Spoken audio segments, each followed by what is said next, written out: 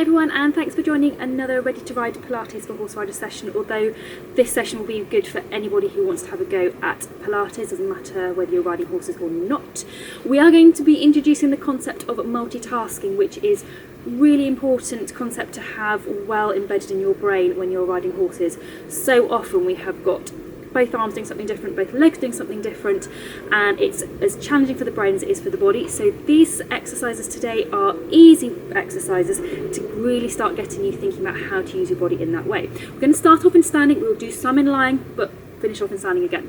Okay, so we're going to start off with an exercise called walking, which sounds so simple, but it's one of the hardest exercises to do properly. So lengthen up through your spine so your posture is really good before you start. Take your pelvic floor onto floor 3, and then you're going to be walking in a diagonal pair.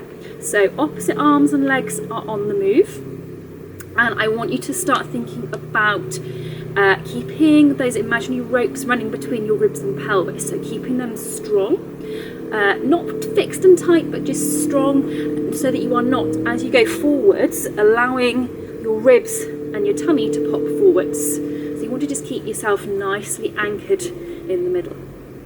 Okay, then we're going to take your arms and legs out a little bit wider and do the same thing in this wide position. So again, start thinking about your ropes, because what you don't want to turn into is a windmill. It's the last thing your horse wants on its back. So think about your ropes, make sure you're breathing. I find the more I concentrate on what my body's doing, the harder it is to keep breathing at the same time. And also see if you can have your pelvic floor onto floor 3. Okay, then we're going to ramp it up a little bit more, and we're going to do this in a lunge position, so you need one foot in front of the other. Exactly the same thing, so you're doing your diagonal pairs.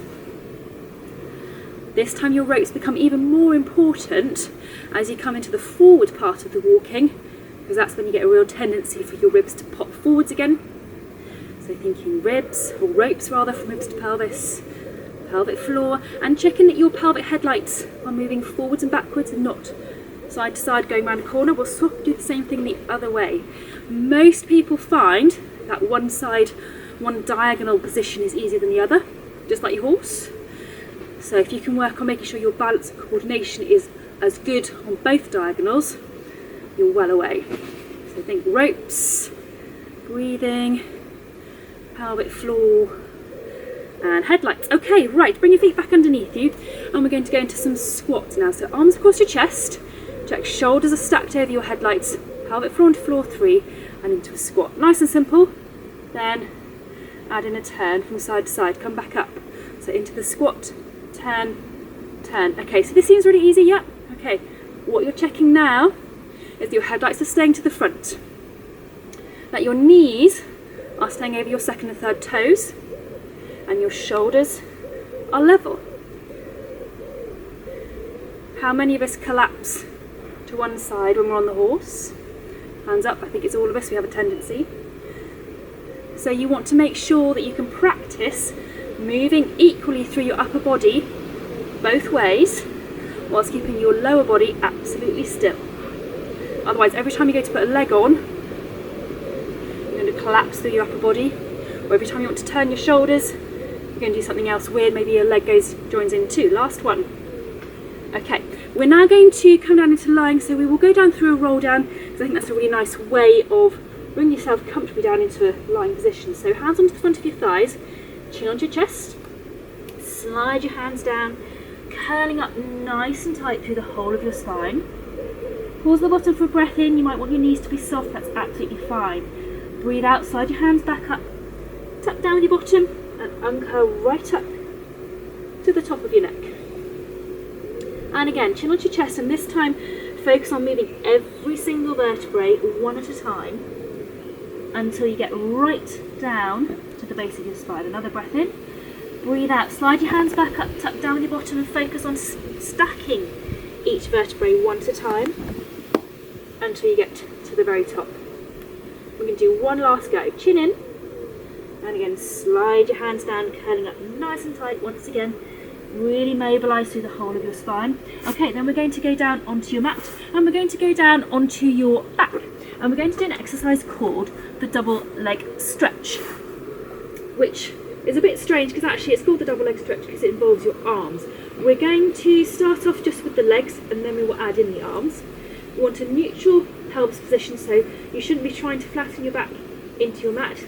Nice flat tummy. If you've got a spiky ball, put your spiky ball on. Pelvic floor onto floor 3, feet and knees hip width apart. Now you should probably find this easier than me if you have got socks on, but if you're on a mat with bare feet you might find your feet stick a little bit, because you're going to slide one leg straight and back up. Then slide the other leg straight and back up. All the time keeping your headlights level. And you also want to make sure this is what I call a wine glass exercise.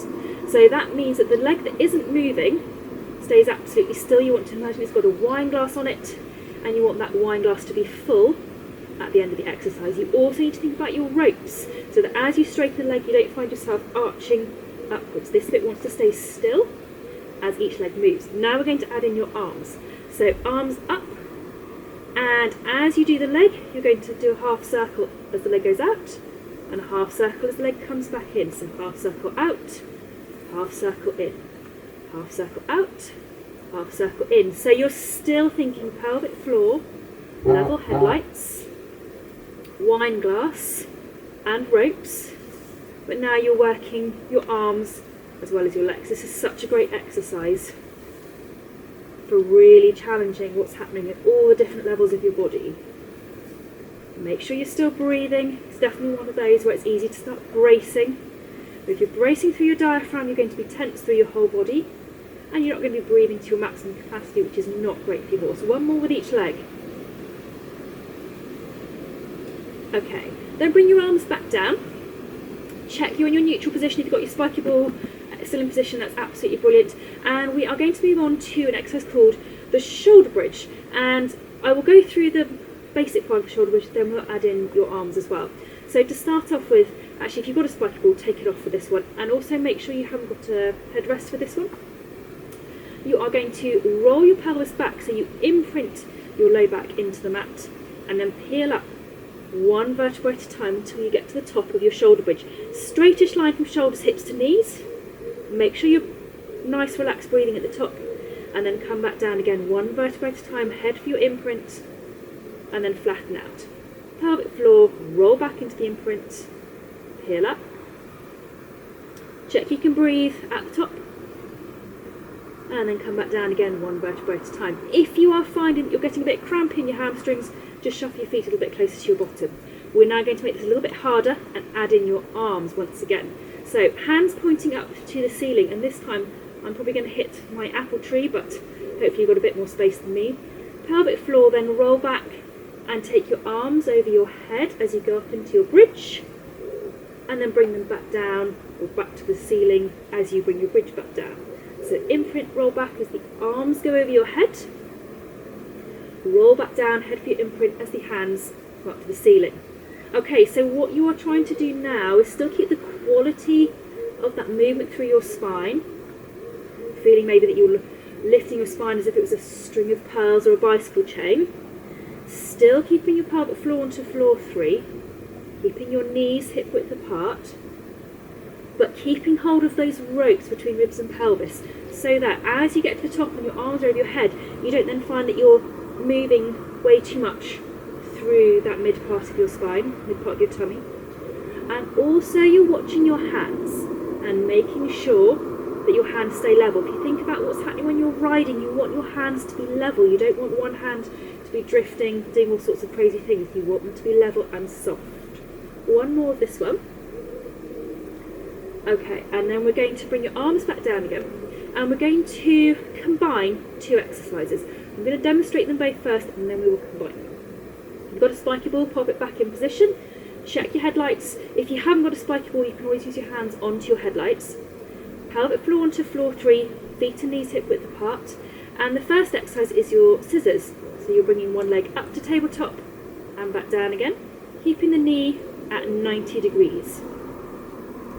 So that's the first one. The second one is your hip twist, where you're rolling one leg out and back up, and then the other leg out and back up. Always keeping those headlights level.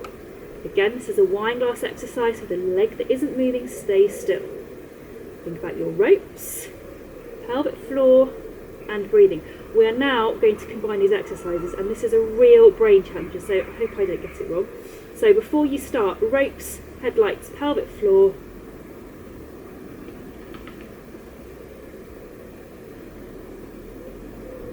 So I'm finding it hard to talk and do this at the same time and concentrate on keeping all those components together.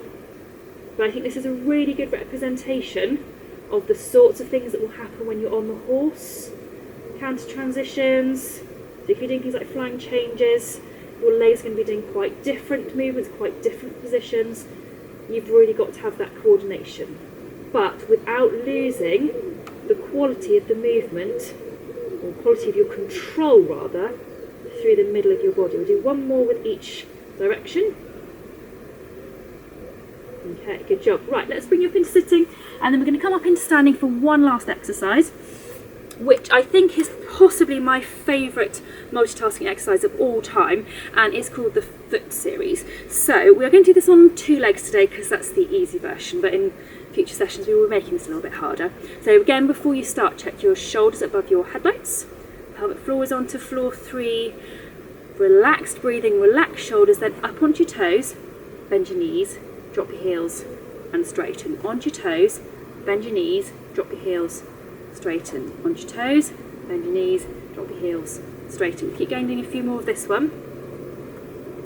Keeping that upper body completely still and completely relaxed through your shoulders. So often tension creeps in as soon as we start to really work the legs. It's the worst thing that you want to happen when you're riding. Just because your legs are working hard doesn't mean you want to be tense through here. The opposite, you want relaxation. Now we're going to reverse it. So again, check shoulder position over headlights, pelvic floor, relax shoulders, then we're going to bend, lift, straighten, down. So bend the knees, lift the heels, straighten the knees, down. A lot of people find this easier. I'm not quite sure. I think it's because it's just easy to go into a squat. It doesn't challenge your balance first. Still thinking about shoulder position and relaxation. Also making sure that you are still breathing, that you're not concentrating so hard that you've forgotten to breathe. Breathing is part of the multitasking challenge. Okay, we'll do a couple more. Last one. Good job. Okay, then have a little walk on the spot. Loosen off through your thighs because they've been working quite hard in a small range of motion there. Okay, so we are going to stop there. Just make sure before you stop completely, you either go and do a cool down or you just run through a few little loosening off exercises. Check that you're drawn up nice and tall through the whole of your spine and nice and light through your head. We'll leave it there. That's quite enough for your brain. There will be harder versions of these multitasking exercises coming along, so get good at these. Your horse will be so grateful, and then you'll be ready for the harder versions when they come out soon. In the meantime, take care. Thank you for watching this channel, and I will see you very soon. Bye bye.